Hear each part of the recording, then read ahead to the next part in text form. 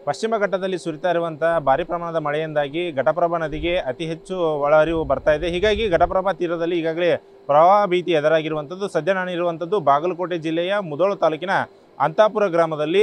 ಸದ್ಯ ನೀವು ದೃಶ್ಯದಲ್ಲೂ ಕೂಡ ನೋಡ್ತಾ ಇರ್ಬೋದು. ಅಂತಾಪುರದಿಂದ ಏನಂತ ಹೇಳಿದ್ರೆ ಆ ಪಕ್ಕದ ಜಮ್ಗಿ ಕೇಡಿ ಗ್ರಾಮಕ್ಕೆ ಸಂಪರ್ಕಿಸುವಂಥ ರಸ್ತೆ ಏನಿದೆ, ರಸ್ತೆ ಸಂಪೂರ್ಣವಾಗಿ ನೀರಿನಿಂದ ಜಲಾವೃತ ಆಗಿರುವಂಥದ್ದು. ಘಟಪ್ರಭಾ ನದಿಗೆ ಸುಮಾರು 30,000 ಕ್ಯೂಸೆಕ್ಸ್ ನೀರನ್ನು ಈಗಾಗಲೇ ಹಿಡಕಲ ಜಲಾಶಯದಿಂದ ಹರಿಬಿಟ್ಟ ಪರಿಣಾಮವಾಗಿ ರಭಸವಾಗಿ ಈಗಾಗಲೇ ಘಟಪ್ರಭಾ ನದಿ ಹರಿತಾ ಇದೆ. ಹೀಗಾಗಿ ಅಂತಾಪುರದಿಂದ ಜಮ್ಗಿ ಕೇಡಿಗೆ ಸಂಪರ್ಕಿಸುವಂಥ ರಸ್ತೆ ಏನಿದೆ ಸಂಪೂರ್ಣವಾಗಿ ಮುಳುಗಡೆ ಆಗಿರುವಂಥದ್ದು. ಹೀಗಾಗಿ ಇಲ್ಲಿ ಜನಸಂಚಾರವನ್ನು ಈಗಾಗಲೇ ಇಲ್ಲಿನ ಮುಧೋಳ ತಾಲೂಕು ಆಡಳಿತ ಈಗಾಗಲೇ ನಿಷೇಧ ಮಾಡಿದೆ. ಜೊತೆಗೆ ಏನಂತ ಹೇಳಿದ್ರೆ ಈ ಅಂತಾಪುರದಿಂದ ಜಮ್ಗಿ ಕೇಡಿಗೆ ಸುಮಾರು 1 ಕಿಲೋಮೀಟರ್ ಅಂತರ ಅಷ್ಟೇ ಇದೆ. ನೀವು ದೃಶ್ಯದಲ್ಲಿ ಕೂಡ ನೋಡ್ಬೋದು. ಇಲ್ಲಿನ ಕಣ್ಣಾಳತೆ ದೂರದಲ್ಲೇ ಈಗ ಅಂತಾಪುರ ಕೂಡ ಕಾಣ್ತಾ ಇರುವಂಥದ್ದು. ಅಂದರೆ ಸುಮಾರು 1 ಕಿಲೋಮೀಟರ್ ದೂರದಲ್ಲಿರುವಂಥ ಈ ಜಮ್ಗಿ ಕೇಡಿ ಮತ್ತು ಅಂತಾಪುರದ ಅಂತರ ಏನಿದೆ, ಈ ಅಂತರಕ್ಕೆ ಈಗಾಗಲೇ ಘಟಪ್ರಭಾ ನದಿ ಆವೃತ ಆಗಿರೋದ್ರಿಂದ ಸುಮಾರು 20 ಕಿಲೋಮೀಟರ್ ಸುತ್ತುವರೆದು ಈಗ ಅಂತಾಪುರ ಮತ್ತು ಜಮ್ಗಿ ಕೇಡಿ ಗ್ರಾಮಸ್ಥರು ಸಂಪರ್ಕಿಸುವಂಥ ಅನಿವಾರ್ಯತೆ ಈಗಾಗಲೇ ಉಂಟಾಗಿರುವಂಥದ್ದು. ದೃಶ್ಯದಲ್ಲಿ ಕೂಡ ನೋಡ್ಬೋದು ನದಿ ಯಾವ ರೀತಿಯಾಗಿ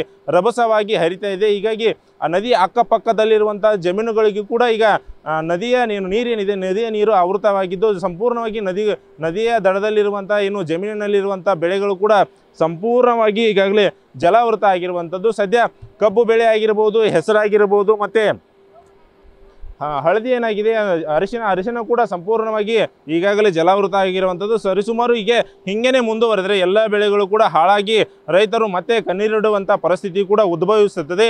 ಇನ್ನು ನನ್ನ ಎಡಭಾಗದಲ್ಲಿ ನೋಡಿದ್ರೆ ಇಲ್ಲಿನ ಅಂತಾಪುರ ಗ್ರಾಮದ ಮಹಿಳೆಯರೇನಿದ್ದಾರೆ ಇಲ್ಲಿ ಭಾಗಮ್ಮ ದೇವಿಗೆ ಪೂಜೆಯನ್ನು ಸಲ್ಲಿಸ್ತಾ ಇದ್ದಾರೆ. ಪೂಜೆ ಸಲ್ಲಿಸುವ ಪ್ರಮುಖ ಕಾರಣ ಏನಂತ ಹೇಳಿದರೆ ನದಿ ಪ್ರವಾಹ ಉಂಟಾಗಿದೆ. ಈ ಪ್ರವಾಹ ತಗ್ಲಿ ಎಲ್ಲ ಜಿಲ್ಲೆಯ ಆಗಿರ್ಬೋದು ಮತ್ತು ನಾಡಿನ ಜನತೆ ಯಾವುದೇ ರೀತಿಯಾದಂಥ ನೀರಿನ ತೊಂದರೆ ಅನುಭವಿಸಬಾರದು.